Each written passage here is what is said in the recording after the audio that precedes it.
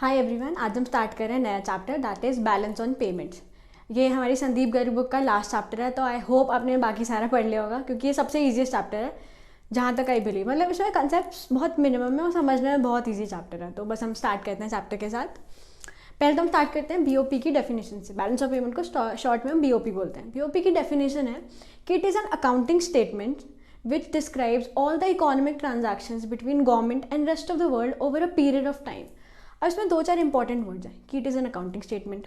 इसमें economic transactions record होती हैं किसके बीच में, गवर्नमेंट और रेस्ट ऑफ द वर्ल्ड के बीच में, over a period of time. अब जो इसमें से हम डिराइव कर सकते हैं वो निकालते हैं। Over a period of time तो मतलब कि ये फ्लो कंसेप्ट हो गया। दूसरा कि ये गवर्नमेंट और रेस्ट ऑफ द वर्ल्ड के बीच में, तो इसको गवर्नमेंट मेंटेन करके रखती है। तीसरा कि अकाउंटिंग स्टेटमेंट है तो इसमें अकाउंट्स का इंपॉर्टेंस है, इसलिए अकाउंट्स बनते होंगे। ठीक है, इतना तो हमको समझ में आ रहा है, हम इसी से ब्रीफ आउट कर सकते हैं। बाकी हमने एक इंपॉर्टेंट टर्म यूज़ किया, इकोनॉमिक ट्रांजैक्शंस। इकोनॉमिक ट्रांजैक्शंस होता क्या है? इकोनॉमिक ट्रांजैक्शन होता है जब आप किसी चीज़ की ओनरशिप चेंज कर रहे हो। किस चीज़ की? जब आप गुड्स, सर्विसेज, मनी या कोई एसेट की ओनरशिप चेंज हो रही होती है, तो those are known as economic transactions. अब इकोनॉमिक ट्रांजैक्शन हमारी हैं चार टाइप की। एक होती है विजिबल, इनविजिबल, यूनिलेटरल और कैपिटल ट्रांसफर। विजिबल तो नाम से ही समझ में आ रहा है, जो हमको दिखता है, जो हम टच कर सकते हैं, जो हम फील कर सकते हैं। वो सारे गुड्स जब हम इंपोर्ट एक्सपोर्ट करते हैं तो वो आ जाते हैं हमारे विजिबल में। इनविजिबल होता है, इनविजिबल क्या होगा? जो हमको नहीं दिखता। क्या नहीं दिखता हमको? सर्विसेज नहीं दिखती। तो सर्विसेज का जब इंपोर्ट एक्सपोर्ट होता है, सर्विसेज में क्या क्या आ सकता है? Banking, insurance, transportation, shipping services, ये सब इनविजिबल में आ जाएगा। फिर यूनिलेटरल। यूनिलेटरल होता है जिसके बदले में आपको कुछ नहीं देना। यूनि मतलब वन, तो सिर्फ एक ही साइड की ट्रांजैक्शन है वो, उसके बदले में कुछ नहीं मिल रहा। जैसे कि मैंने अपने किसी फ्रेंड को यूएस में गिफ्ट भेजा, ठीक है, तो यूनिलेटरल हो गया। बर्थडे तो भेज दिया उसने, इन रिटर्न मेरे को रिटर्न गिफ्ट थोड़ी ना दिया, उसकी ज़रूरत नहीं है। तो यूनिलेटरल ट्रांजैक्शन होगी जिसके बदले में कुछ नहीं मिल रहा, जैसे कि गिफ्ट। रेमिटेंसेज। रेमिटेंसेज मतलब कोई अगर बाहर रह रहा है और वो अपनी फैमिली को इंडिया में पैसे दे रहा है, तो वो रेमिटेंसेज। ग्रांट्स कि स्टेट एक दूसरे को ग्रांट्स देती हैं, डिफरेंट कंट्रीज एक दूसरे को ग्रांट्स देती हैं। ग्रांट्स मतलब स्मॉल टोकन ऑफ एप्रिसिएशन कह लो, वैसे होता है। देन आता है हमारा capital transfer. Capital transfer is basically तुम्हारी कैपिटल ट्रांजैक्शन सारी। कैपिटल में क्या आता है? कैपिटल रिसीट्स और कैपिटल पेमेंट्स। ये हमने गवर्नमेंट बजट में पढ़ रखा है। किसी को थोड़ा सा भी इसमें डाउट है तो एक बार उसको रिविजिट कर लेना।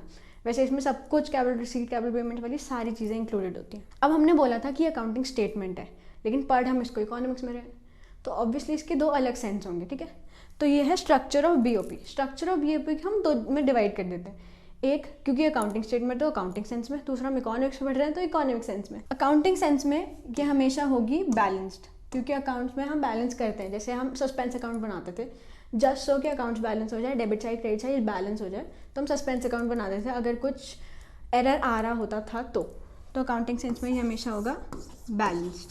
ठीक है, इकोनॉमिक सेंस में ज़रूरी नहीं है।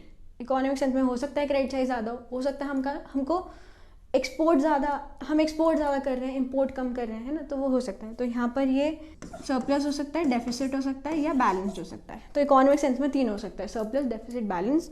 और अकाउंटिंग सेंस में हमेशा बैलेंस होगा ये। ठीक है, ये इसको याद कर लो क्योंकि आता है।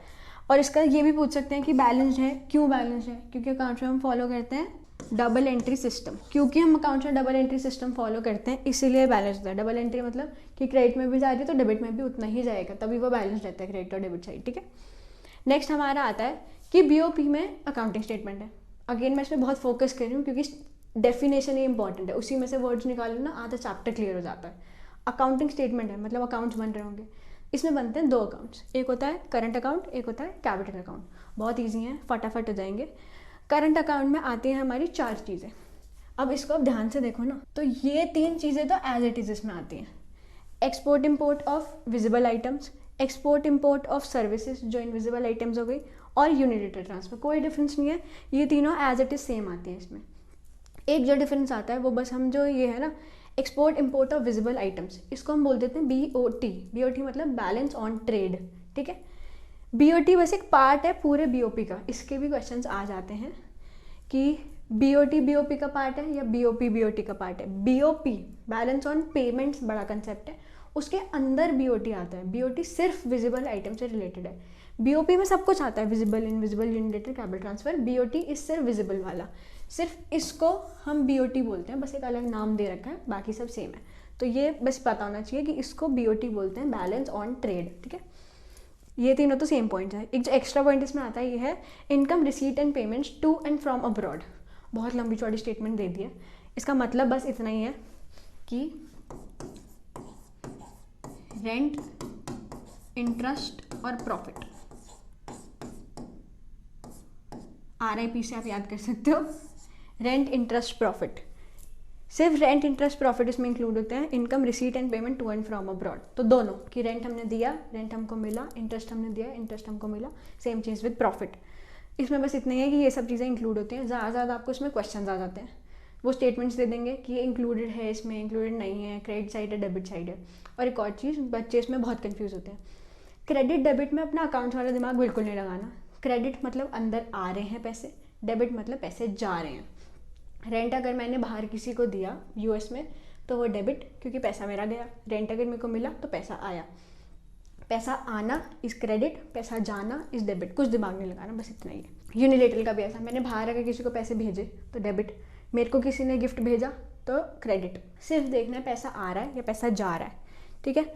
अब इसमें बनती है दो चीज़ें, एक होता है CAS, एक होता है CAD। CAS मतलब करंट अकाउंट सरप्लस और करंट अकाउंट डेफिसिट। अगर सरप्लस हम देख रहे हैं, सरप्लस का क्या मतलब है कि क्रेडिट साइड ज़्यादा है। क्रेडिट साइड ज़्यादा है मतलब हमारे पास इनफ्लो ज़्यादा है। क्रेडिट मतलब जब पैसा आ रहा है ना, तो मतलब इनफ्लो ज़्यादा है। तो करंट अकाउंट सरप्लस हो गया कि पैसा आ रहा है, इनफ्लो ज़्यादा है। इनफ्लो ज़्यादा कब होगा? जब हम एक्सपोर्ट ज़्यादा कर रहे हैं। अब इसको ध्यान से समझो, अगर हम एक्सपोर्ट कर रहे हैं तो गुड्स अपने दे रहे हैं, पैसा आ रहा है। हम क्या देख रहे हैं? हम सिर्फ पैसा देख रहे हैं। तो गुड्स बेच रहे हैं, पैसा आ रहा है, मतलब एक्सपोर्ट ज़्यादा है। तो मतलब एक्सपोर्ट ज़्यादा है, इनफ्लो ज़्यादा है, क्रेडिट साइड बढ़ी है। ये 3 पॉइंट्स याद रहने चाहिए। इनफ्लो है, क्रेडिट साइड ज़्यादा है, एक्सपोर्ट ज़्यादा है।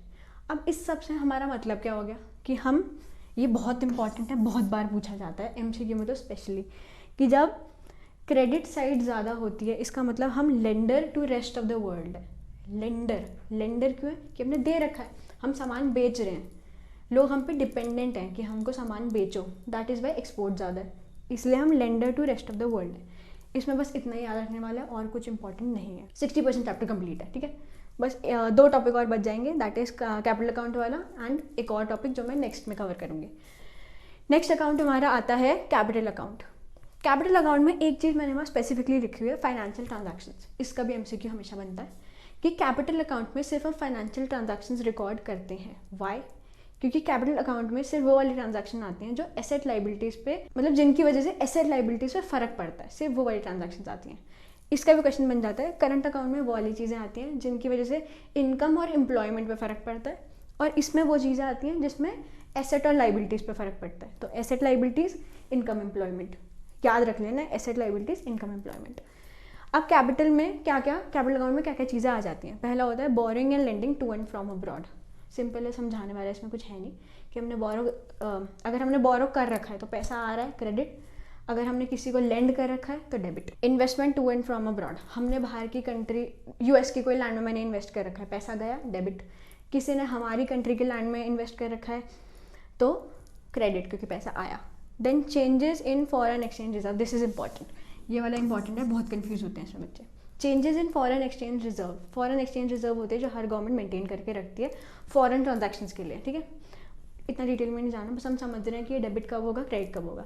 फॉरेन एक्सचेंज रिजर्व में से अगर हमने पैसे निकाले, मतलब हमारे पास पैसा आया, क्रेडिट हुआ ना। जब हम पैसा निकाल रहे हैं, हमारे पास पैसा, हमने सिर्फ पैसा देखना आया या गया। हमने रिजर्व में से पैसे निकाले, पैसा आया तो क्रेडिट। हमने रिजर्व से विड्रॉ किया है तो क्रेडिट। हमने रिजर्व में एडिशन किया है तो डेबिट। पैसा देखना है, रिजर्व को छोड़ दो। रिजर्व में से पैसे निकाले तो क्रेडिट, रिजर्व में पैसे डाल दिए तो डेबिट। बस इतना याद रखने वाला है। एक इंपॉर्टेंट छोटी सी चीज़ आ जाती है, ये चैप्टर में नहीं दे रखी है, ये एंड का जो पावर बूस्टर सेक्शन होता है ना उसमें दे रखी है, और पता भी होना चाहिए इकोनॉमिक स्टूडेंट्स को, तो मैं बता देती हूँ। इन्वेस्टमेंट्स में ना 2 टाइप की इन्वेस्टमेंट्स होती हैं, एक होता है FDI, एक होता है FII। FDI होता है फॉरेन डायरेक्ट इन्वेस्टमेंट और FII होता है फॉरेन इंस्टीट्यूशनल इन्वेस्टमेंट्स। अब इसको हम पोर्टफोलियो इन्वेस्टमेंट भी बोलते हैं। FII फॉरेन इंस्टीट्यूशनल इन्वेस्टमेंट को हम पोर्टफोलियो इन्वेस्टमेंट भी बोलते हैं, ये प्लीज़ याद रखना। डिफरेंस सिर्फ एक है, फॉरेन डायरेक्ट मतलब हमारा डायरेक्ट कंट्रोल है उस चीज़ पे। अगर मैंने बाहर की किसी लैंड पे इन्वेस्ट किया है तो उस पर मेरा डायरेक्ट कंट्रोल है। फॉरेन इंस्टीट्यूशनल इन्वेस्टमेंट हो जाता है जिस पे डायरेक्ट कंट्रोल नहीं है।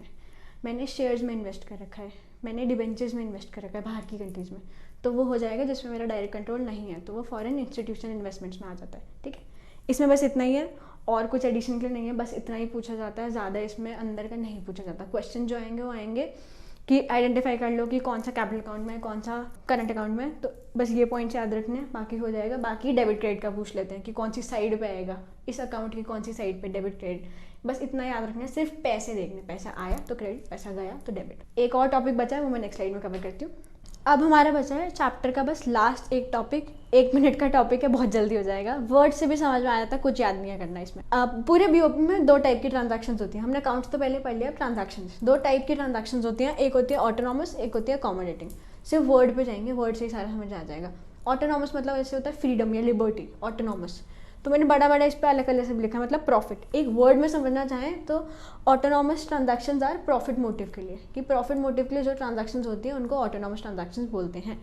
नेक्स्ट है अकोमोडेटिंग। अकोमोडेटिंग का लिटरल मीनिंग होता है किसी को एडजस्ट करना। ठीक है, तो ये होता है बैलेंस मेंटेन करने के लिए। बैलेंस मतलब बैलेंस इन बीओपी को मेंटेन करने के लिए अकोमोडेटिंग ट्रांजैक्शंस की जाती हैं बाय द गवर्नमेंट। ठीक है, तो डेफिनेशन में तो यही है। इसी से हम पहला पॉइंट निकाल लेते हैं, दैट इज कि autonomous transactions are independent of BOP and accommodating are dependent on BOP. Dependent क्यों? क्योंकि वो बीओपी में बैलेंस मेंटेन करती हैं, तो they are dependent on BOP. ठीक है, इसमें इनको फर्क नहीं पड़ता कि ये बस अपना प्रॉफिट देखते हैं, तो बीओपी से इनको मतलब नहीं पड़ता कि बीओपी में डेफिसिट है या सरप्लस है, ये बस अपना प्रॉफिट देखते हैं। इनका है कि सरप्लस डेफिसिट है तो बैलेंस मेंटेन करना है बीओपी में, बस।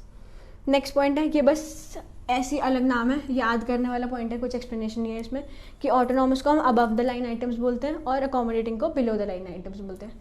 याद करने वाले, बस याद रखना है इसको। ठीक है, बाकी थर्ड पॉइंट आ जाता है हमारा कि इसमें करंट और कैपिटल ट्रांजैक्शन दोनों इंक्लूड होती हैं, और अकोमोडेटिंग में सिर्फ कैपिटल ट्रांजैक्शन। कैपिटल ट्रांजैक्शन में जैसे अगर मान लो बीओपी में डेफिसिट हो रखा है, तो गवर्नमेंट क्या करेगी? वो इंटरनेशनल मॉनेटरी फंड या कोई इंटरनेशनल बॉडी जैसे वर्ल्ड बैंक है, उससे बोरो करेगी। और बोरोइंग किसका पार्ट है? कैपिटल का। कैपिटल अकाउंट का पार्ट इज बोरोइंग। तो ये सब इसमें आ जाता है, क्योंकि बैलेंस मेंटेन करने के लिए आप यूजली सिर्फ बोरो करोगे, इसलिए तो इसमें कैपिटल ट्रांजैक्शंस आती हैं सिर्फ। इसमें दोनों आ सकते हैं क्योंकि ऑटोनॉमस है, प्रॉफिट जहाँ से हो रहा है वही ट्रांजैक्शंस कर लो। ठीक है, ये दोनों आइटम्स बस मैंने ऐसे लिखे, ये थोड़ा एक्स्ट्रा इन्फॉर्मेशन हो जाती है।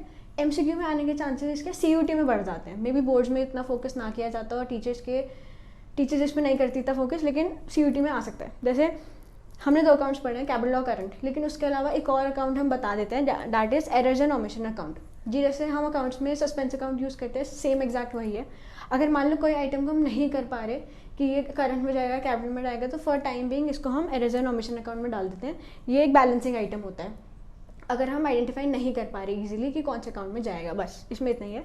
देन ये एक और चीज़ है जो प्लीज़ याद रखना, एमसीक्यूज में आती है, कि करंट अकाउंट में फ्लो आइटम्स होते हैं और कैपिटल अकाउंट में स्टॉक आइटम्स होते हैं। एक्सप्लेनेशन से कुछ नहीं है, बस प्लीज़ याद रखना क्योंकि एमसीक्यूज में आ सकता है।